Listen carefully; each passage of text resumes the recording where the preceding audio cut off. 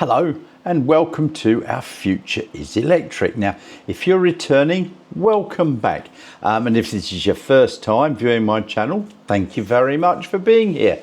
So, and if you could do me the favour of clicking that like and subscribe buttons below, double checking if you are subscribed because YouTube does some silly things. So I recently came upon this study from a company called Generational in the UK. Now their white paper is entitled Battery Performance Index. So one of the bigger problems, whether you're selling your EV or you're buying a second-hand EV, is concerns regarding the health of the battery.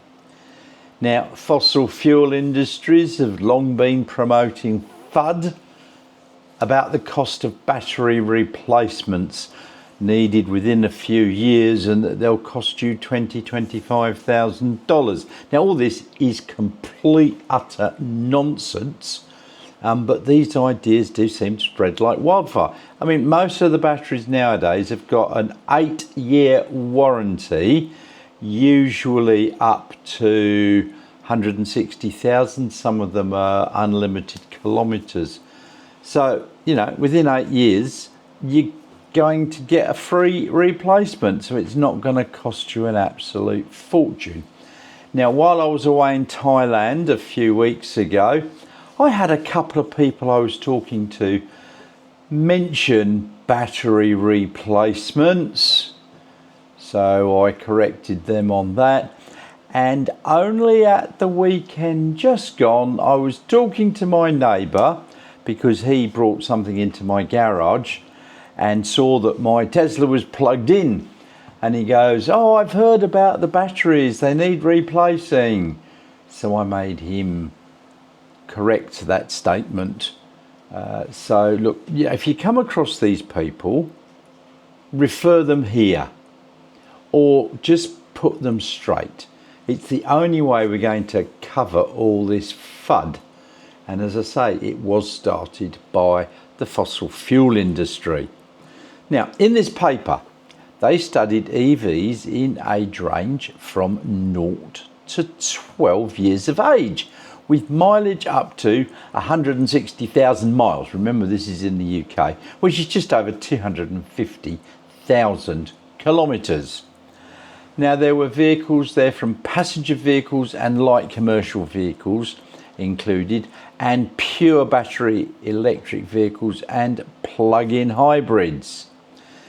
Now remember, the battery state of health is defined as a percentage, i.e. current usable capacity divided by the original capacity multiplied by 100.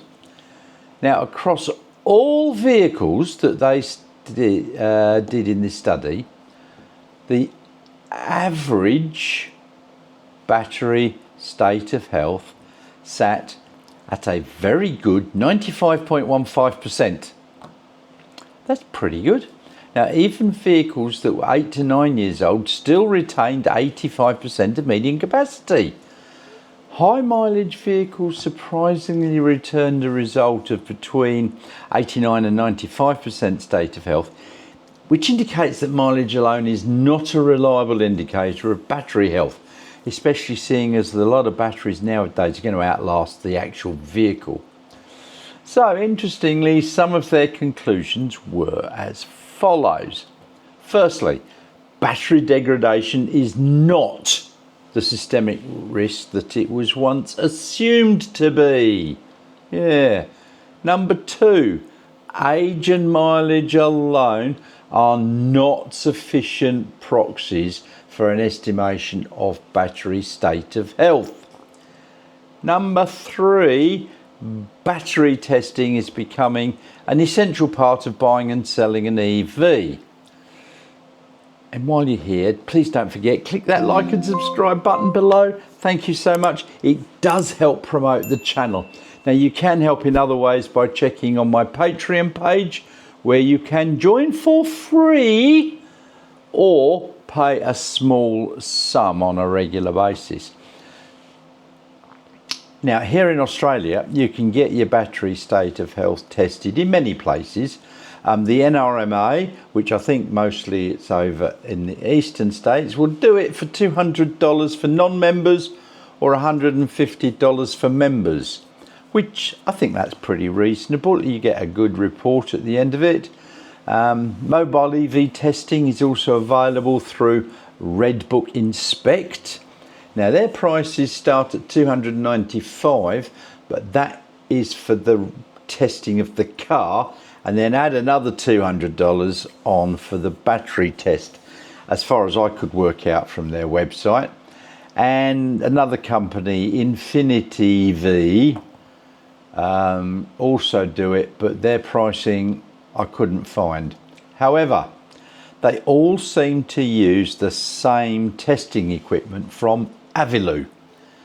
Now that can give you a result in as little as 3 minutes or as much as a week.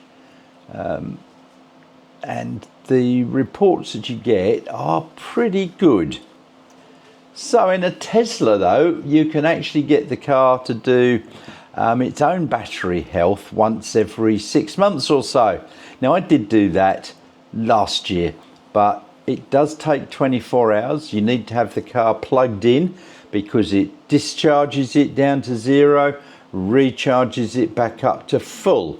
So it's not an easy task, and let's say you've got a 60 kilowatt hour battery, you're going to import 60 kilowatt hours to charge up the car. So, you know, that could be $30, depends upon your rate of power. So look, if you're in the market for a second-hand EV or are about to sell one, it may be well worth getting a battery state of health report. I think basically sellers should get it and then provide that to potential buyers.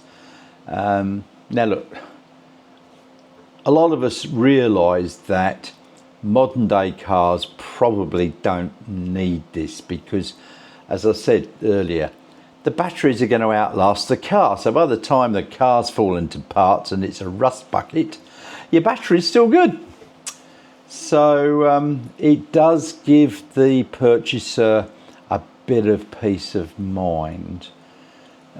So yeah, look, I think it's probably a good idea until we get rid of all this FUD. So allay people's concerns who are buying your car, get a battery health check. Look, back in the old past, we used to get the RAC to do a vehicle inspection to make sure that the brakes and so on were all good. Well, I don't think this is any different. Get a battery state of health check. So what do you think about this report? Yeah, please comment below. Look, and I do read all your comments. Yeah, even the bad ones. But, you know, it makes the channel a bit more inclusive. So, thank you very much for watching. If you've got this far, don't forget, click that like and subscribe button below. Thank you very much. And don't forget, our future is electric.